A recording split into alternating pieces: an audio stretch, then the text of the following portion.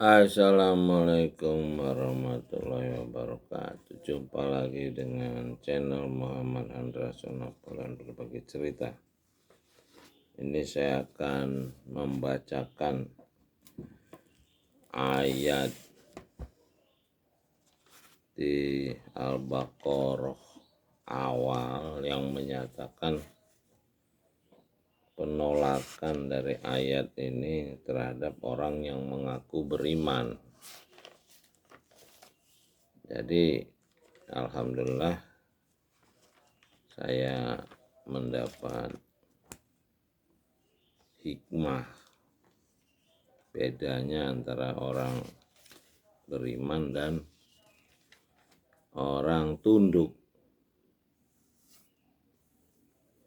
Ini saya akan bacakan juz 1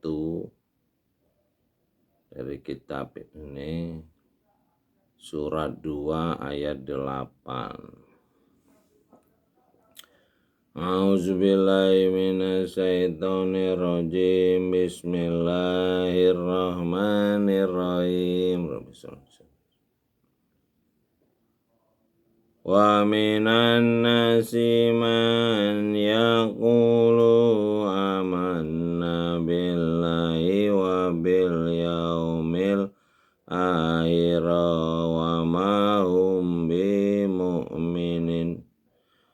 Di antara manusia ada yang mengatakan kami beriman kepada Dia dan hari kemudian, padahal mereka itu sungguhnya bukan orang-orang yang beriman.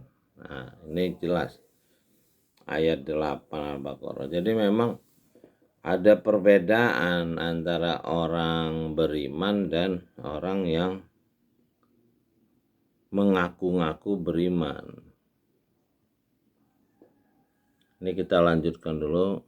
Yukhadi'una Allah wallazina amanu wa ma yahda'una illa anfusahum wa ma yash'urun.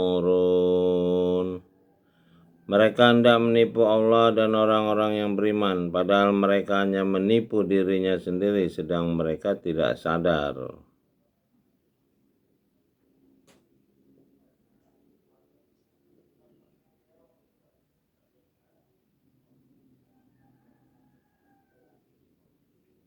Jadi Allah aja ditipu, dia itu menipu. Jadi perbedaannya dalam penggunaan kata-kata.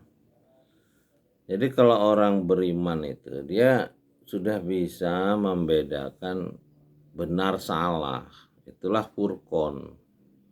Dia udah mendapat furqon. Nah, kalau orang yang mengaku-ngaku beriman ini dia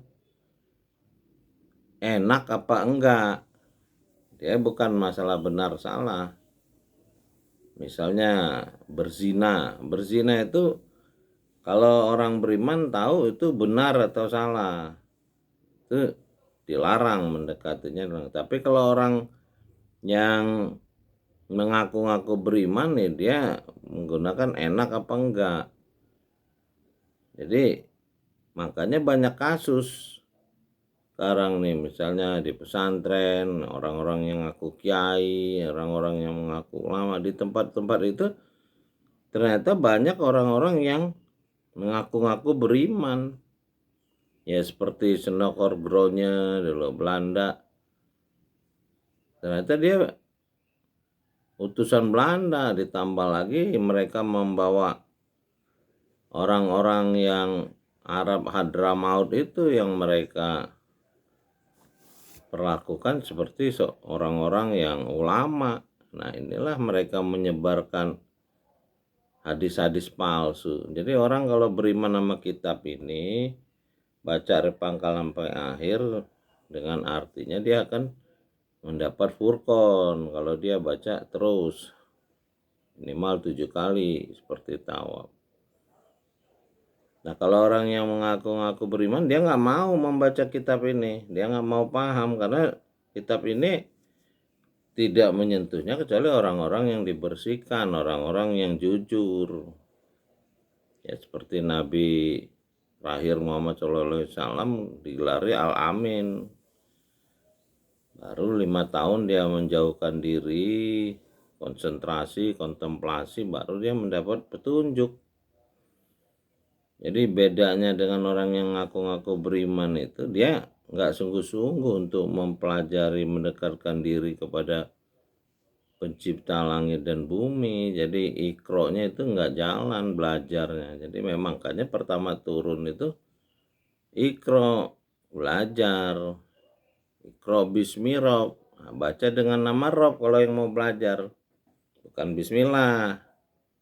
Kalau bismillah itu untuk orang-orang yang tadi yang mengaku-ngaku itu dia pakai bismillah karena dia belum baca kitab. Kalau dia udah baca kitab dia akan tahu Rob. Alhamdulillahirabbil alamin pertama itu. Terakhirnya auzubirobinas.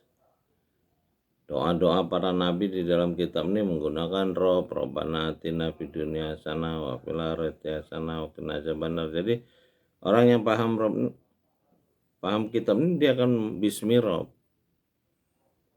Kalau yang belum ya seperti Nabi Sulaiman memberi surat kepada Ratu Balkis menggunakan bismillah. Nah ini kitab ini untuk orang siapa aja. Orang non muslim banyak yang belajar membaca ya pakai bismillah. Nah, kalau dia udah baca tahu isinya, paham ya mudah-mudahan dia tahu Rob, milik alam semesta. Ya mudah-mudahan kita bisa memperbaiki diri, memperbaiki umat, dan memperbaiki bangsa dan negara ini. Mudah-mudahan dengan ikro yang di malam hari dengan membaca perlahan-lahan dari pangkal sampai akhir kita akan mendapat furqan dan mendapat hikmah. Kemudian kita diberi kekuatan menolong. Robi adilni murala syiriki wa arini muraja syiriki jalim ladun kasultanan nasirah. Salamun kolami Robi Rahim. Salam dari menara langit Muhammad Rasana pulang berbagi cerita. Assalamualaikum warahmatullahi wabarakatuh. Alhamdulillahirabbil alamin.